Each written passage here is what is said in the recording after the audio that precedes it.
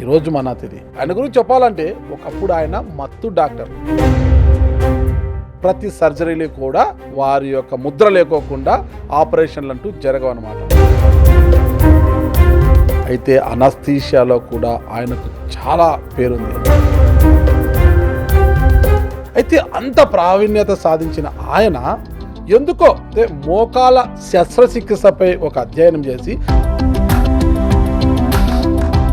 శస్త్రచికిత్స లేకోకుండా plasma therapy ద్వారా ఎటువంటి కుట్లు చిన్న కాటు లేకోకుండా చిన్న ఇంజెక్షన్తోనే మోకాళ్ళ నొప్పులకు చెక్ పెట్టాలనే ఉద్దేశంతో ఇటువైపు మళ్ళారు. ఆయన కదిలించిన అంశం ఏంటి, అసలు ఆయన లక్ష్యం ఏంటి? ఆయనే హైదరాబాద్ చెందిన ఎపియాన్ pain clinic pain specialist doctor Sudhir Dhara garu ప్రస్తుతం మనతో ఉన్నారు. సార్ నమస్కారం.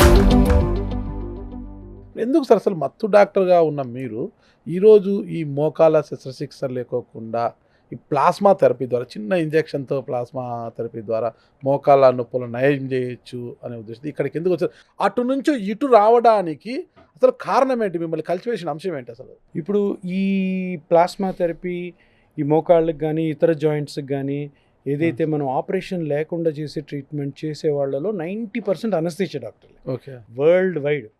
ఎందుకు అనస్థీషియా వాళ్ళే చేస్తారంటే అనస్థీషియా డాక్టర్లు అందరూ కూడా వాళ్ళు ఇంజెక్షన్స్ చేయడంలో స్పెషలిస్ట్.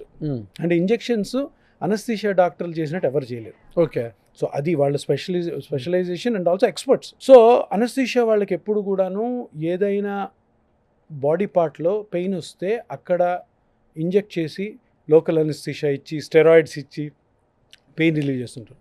ఈ బేసిక్ బ్యాక్గ్రౌండ్ తోటి మనము ఈ సర్జరీస్ అటెండ్ అవుతున్నప్పుడు పర్టికులర్గా నాకేమనిపించిందంటే, అరే మనం ఇంత కష్టపడుతుంటామే, మీరు ఇంతకుముందు అన్నారు ఓ 5 minutes ఊపిరి ఆపేసి ఆపరేషన్స్ సర్జన్ నీట్గా కంఫర్టబుల్గా సర్జరీ చేసుకొని మళ్ళీ పేషెంట్ని బ్రీతింగ్ ఆపి మళ్ళీ స్టార్ట్ చేపిస్తాం. అది 5 నిమిషాలు కాదు, కొన్నిసార్లు 6-7 గంటలు కూడా ఆపేస్తాం. ఆర్టిఫిషియల్గా మనమే వెంటిలేట్ చేస్తాం, నోట్లో ట్యూబ్ వేసి లంగ్స్లోకి కంప్లీట్గా స్టాప్ చేసి. ఒక డ్రగ్ ఉంటుంది, ఆ డ్రగ్ ఇవ్వగానే ఊపిరి ఆగిపోతుంది. ఆగిపోయిన తర్వాత సర్జరీ చేస్తున్నప్పుడు ఊపిరి ఉందంటే ఆపరేషన్ చేయలేరు సర్జన్స్. అలాగే 5-6 hours 10 hours కూడా ఆపి మళ్ళీ తర్వాత మళ్ళీ రికవర్ చేస్తాం. అంటే ఒక్కొక్క సెకండ్ కూడాను స్ట్రెస్ఫుల్ లైఫ్ అనమాట అనస్థీషియా. కానీ అనస్థీషియాలో ఉన్న డ్రాబ్యాక్ ఏంటంటే రికగ్నిషన్ లేదు.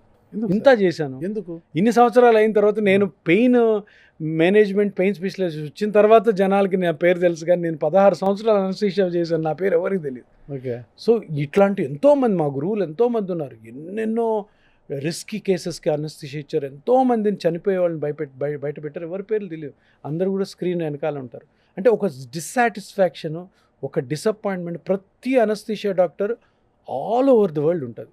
అంటే ఏంటి డిస్సాటిస్ఫాక్షన్ అంటే మనల్ని ఎవడు డాక్టర్గా చూడడు. ఎవరైనా చూస్తారు, అందరూ మాస్క్లు వేసుకొని డైరెక్ట్ వెళ్ళగానే మాస్కులు ఉంటాం, కళ్ళు కనపడుతూ ఉంటాయి, మాట్లాడతాము, అన్ని ఎగ్జామిన్ చేస్తాం, వచ్చేస్తాం. ఏదేమైనా కానీ రేపు పొద్దున ఎక్కడైనా షాపింగ్ మాల్లోనూ సినిమా థియేటర్లో అదే పేషెంట్ కనపడితే పేషెంట్ని మేము గుర్తుపడతాం, కానీ పేషెంట్ మమ్మల్ని గుర్తుపట్టాడు.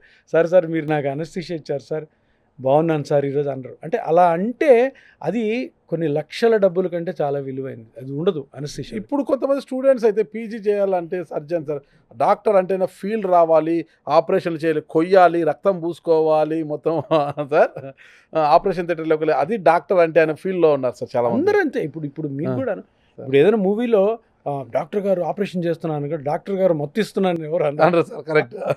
సో ఆ రికగ్నిషన్ లేక అరే అంటే నా మెంటాలిటీ నాకు ఒకవేళ అలాగ అనిపించింది, మరి ఈ ఫీల్డ్ కాదు, ఈ ఫీల్డ్లోనే మనము ఏదన్నా వేరే విధంగా చేద్దామని స్ట్రైక్ అవ్వడము. ఇంకొకటి, నేను అనస్థీషియా ఇస్తున్నప్పుడు మోకాలు ఆపరేషన్స్ కానీ స్పైన్ ఆపరేషన్స్ కానీ కొన్ని వేల కేసులకి అనస్థీషియా ఇచ్చుంటా.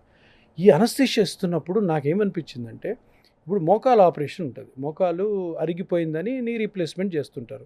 సో వీళ్ళు ఓపెన్ చేసినప్పుడు మోకాలను ఓపెన్ చేసి చూసినప్పుడు మేము కూడా చూస్తుంటాం సర్జరీ ఎక్కడుంది ప్రాబ్లం అని. మొత్తం మోకాలంతా నార్మల్ ఉంటుంది, ఇంత చిన్న పార్ట్లో గుజ్జు అరిగి ఉంటుంది. నేను అడుగుతాను ఎక్కడుంది ప్రాబ్లం అంటే, ఇగో ఇజ్జుడు కార్టిలేజ్ గుజ్జు అరిగిపోయింది ఇక్కడ అంటే. అప్పుడు నేను మా ఫ్రెండ్సే ఉంటారు సర్జరీ, మరి ఇంత చిన్నది అరిగిపోయిన దానికి ఇదంతా ఎందుకు కోస్తున్నారు? ఇదంతా కోసి తీసేసి మెటల్స్ పెడుతున్నారు, మెటల్స్కి సిమెంట్ వేసి అతికిస్తున్నారు. అంటే ఆ చిన్న ప్రాబ్లంకి ఇంత తీయాలా అన్న క్వశ్చన్ కూడా నాలో రైజ్ అయింది. అలా వాళ్ళతో కూడా అన్నాను, అంటే ఇప్పుడు ఉన్న ట్రీట్మెంట్ ఇదే అబ్బా, ఇంకా వేరే ట్రీట్మెంట్స్ లేవు, అందుకని ఇవి చేయాల్సిందే. నేను కర్నూలులో ఉన్నప్పుడు first hip replacement Kurnool, Hyderabad నుంచి ఒక టీం వచ్చింది, విశ్వభారతి హాస్పిటల్లో హిప్ ఎప్పటివరకు కర్నూలులో రిప్లేస్మెంట్ జరగలే. ఇది ఎప్పుడో నేను 2003లోనో 2004లోనో ఫస్ట్ టైం జరిగింది అనమాట. అప్పటి నుంచి చూస్తున్నాను అనమాట, అరే హిప్లో కూడా ఏదో ఇంత చిన్న ప్రాబ్లం ఉంటుంది, దానికి మొత్తం మార్చేసి సిమెంట్ వేసి మెటల్స్ పెడుతున్నారు. దీనికి ఏదో ఒక మార్గం ఉంటుంది, ఇది ఎవడో ఒకటి ఏదో కనిపెట్టుంటాడు, దానికి అంత చిన్న పార్ట్కి ఏదో న్యాచురల్గానో వేరే విధంగానో ఒక ఒక ఒక పద్ధతి ఉంటుందని ఆ పద్ధతి కోసం ఎతికినప్పుడు ఇది దొరికింది. ఇది ఆల్రెడీ ఉంది. Okay, plasma therapy, PRP, growth factor therapy, ఇవన్నీ కూడాను ఒక 30-40 సంవత్సరాల ముందే ఉంది. కొంతమంది చాలా తక్కువ మంది ఆర్థోపెడిక్ డాక్టర్లు చేస్తూనే ఉన్నారు, అంటే వాళ్ళకి నమ్మకం ఉంది, కానీ అది పెద్ద ఫేమస్. ఇంతమంది ఉన్న అందరికీ కూడా సుధీర్ దారా గారు ఎందుకు గుర్తుకొస్తున్నారు అసలుకి? సో దీని ప్లాస్మా థెరపీ అంటేనే ప్లాస్మా థెరపీకి ఆయన దగ్గరికి పోతే నయం అవుతుందబ్బా అని ఎందుకు ఇంతమందికి మీరే గుర్తొస్తున్నారు? నేను 2016లో అనుకుంటాను హైదరాబాద్లో కొన్ని కార్పొరేట్ హాస్పిటల్ చేసి ఈ పెయిన్ మేనేజ్మెంట్ని స్టార్ట్ చేశాను అక్కడే హాస్పిటల్స్లో. కానీ ఈ పెయిన్ మేనేజ్మెంట్ కార్పొరేట్ హాస్పిటల్లో నడవదు. ఎందుకు? నేను మోకాలు ట్రీట్ చేస్తానంటే ఆర్థోపెడిక్ డాక్టర్ ఒప్పుకోడు, నేను స్పైన్ ట్రీట్ చేస్తానంటే స్పైన్ సర్జన్, న్యూరో సర్జన్ ఒప్పుకోడు. సో మనకి కేసులే ఉండవు. సో అప్పుడు అనుకున్నాను నేను వేరే సెంటర్ పెట్టాల్సిందే, సెంటర్ పెట్టాలి. సెంటర్ రన్ అవ్వాలంటే తప్పకుండా ఈ ప్లాస్మా థెరపీని మనం ఫేమస్ చేయాలి, ఫేమస్ చేసి జనాల్లోకి తీసుకెళ్ళాలి. ప్లస్ జనాల్లోకి తీసుకెళ్ళినప్పుడు ఒక మంచితనాన్ని జనాలు ఎప్పుడైతే కనిపెడతారో తప్పకుండా ఈ ట్రీట్మెంట్కి ఆదరణ జరుగుతుంది. ఎందుకంటే అప్పటికే గవర్నమెంట్ అప్రూవల్స్ దీనికి ఉన్నాయి, చేసుకోండి అని చెప్పి ఇప్పుడు ఐసీఎంఆర్ గైడ్లైన్స్లో ఉంది.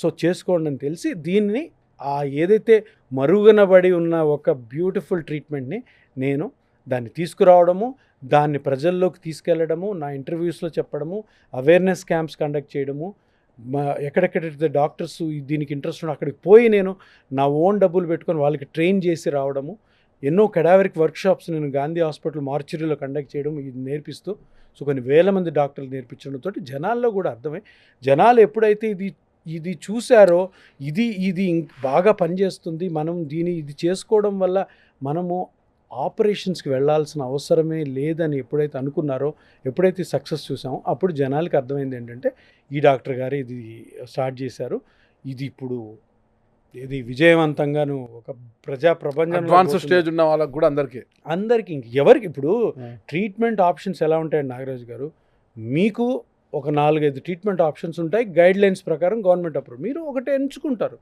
హోమియోపతి లేదా, ఇప్పుడు ఆయుర్వేదిక్ లేదు, వాళ్ళు కూడా మంచి పని. ఎందుకు మీరు ఇంత ఈజీగా ఒక చిన్న ఇంజెక్షన్తోనే ప్లాస్మా థెరపీ ద్వారా మోకాళ్ళ చిప్పలు అరిగిపోయిన వారికి ఎలాంటి కుట్లు సర్జరీ లేకోకుండా నయం చేస్తారు? కొంతమంది ఇప్పటికీ కూడా వాళ్ళ దగ్గరికి వెళ్తున్నారు, 2 లక్షలకే మోకాళ్ళ చిప్పల మార్పిడి, దాంట్లో ఏదో స్టీల్ ప్లాంట్ అంటారు, ప్లాటినం అంటారు, గోల్డ్ అంటారు, ఏంటేంటో చెప్పేస్తారు. అమెరికా ప్లాట్స్ అండి, ఇక్కడికి కాదు అమెరికా అని చెప్పి, ఇటలీ నుంచి చెప్పి, జపాన్ నుంచి తెప్పించినామంటారు. అసలు వాళ్ళు ఏం ప్లేట్స్ చేస్తారో మనం చేసి సర్జరీ తర్వాత వాడు లోపల ప్లేట్స్ ఉంటే పేషెంట్ ఇంటికి పోయి ఇప్పుకొని చూడలేడు, లోపల ఏం ప్లేట్స్ ఉన్నాయని తెలియదు వాడికి, ఏదో ఒక ప్లేట్ అయితే వేసింటారు.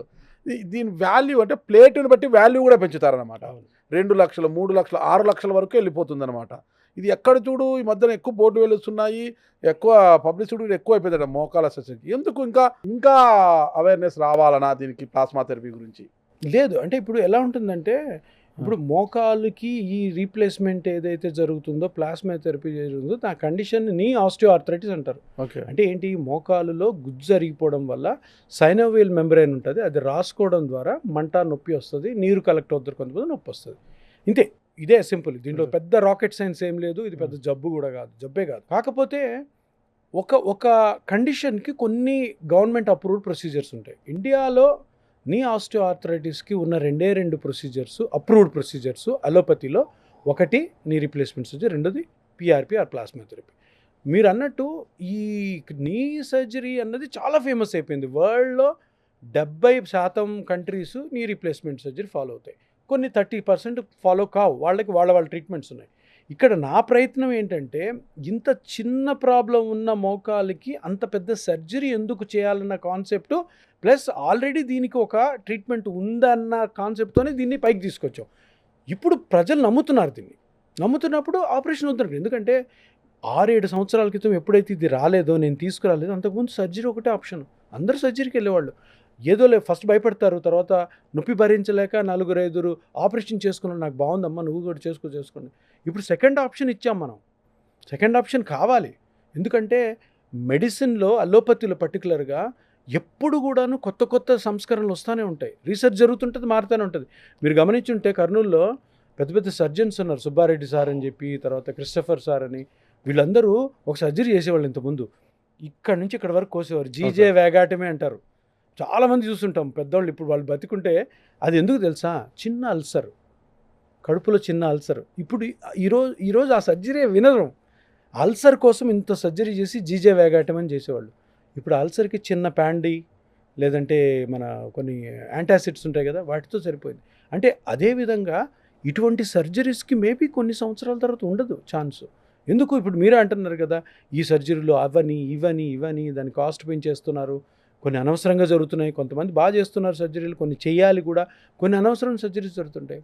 మేబీ ఈ ప్లాస్మా థెరపీ రాను ఫేమస్ అయిన తర్వాత కొన్ని రోజులకి 5-6 సంవత్సరాల తర్వాత సర్జరీ తగ్గిపోతుందేమో. Thank you sir. మొత్తం మీద ఏ కీళ్ళ నొప్పులకైనా ఏ మోకాళ్ళ నొప్పులకైనా ప్లాస్మా థెరపీనే సురక్షితం అంటారు. The best. అంటే ఈ నమ్మకం అన్నది ప్రజల్లోకి వెళ్ళిన రోజు మన హ్యూమన్ కైండ్ అంతా కూడా బెటర్ వేలో పోతుంది. ఓకే, అనవసరంగా సర్జరీస్కి వెళ్ళకూడదు. Okay sir. అందరు నమ్మాలి, సర్జరీ చేసే డాక్టర్లు కూడా నమ్మాలి. నమ్మినప్పుడు ప్రతి ఒక్కరు చేయండి, కరెక్ట్ పద్ధతిలో చేయండి, మంచి చేయండి మనుషులకి. ఎందుకు అంత పెద్ద పెద్ద సర్జరీస్కి వెళ్ళడం? సర్జరీ అవసరమైతే తప్పకుండా పోవాలి. సర్జరీ అవసరం లేనప్పుడు కూడా అందరినీ సర్జరీకి తీసుకెళ్ళడం, అది నమ్మడం ప్రజలు అన్నది తప్పు. దాని నుంచి బయటపడాలన్నదే ఈ ప్లాస్మా థెరపీ యొక్క ముఖ్య ఉద్దేశం. ఓకే, ఇది అండి మన ప్లాస్మా థెరపీ సృష్టికర్త అయిన డాక్టర్ సుధీర్ ధారా గారి యొక్క నేపథ్యము అండ్ ప్లాస్మా థెరపీకి ఉన్న ప్రాధాన్యత ఇది. మరి చూద్దాం ఎంతవరకు మోకాల చిప్పలు అరిగిపోయి నొప్పులతో బాధపడుతున్న వారు శస్త్రచికిత్సలకు వెళ్లకుండా ప్లాస్మా థెరపీ వైపు ఎంతమంది మొగ్గు చూపుతారనేది కూడా మనం వేచి చూద్దాం. Thank you sir. నమస్తే. సార్.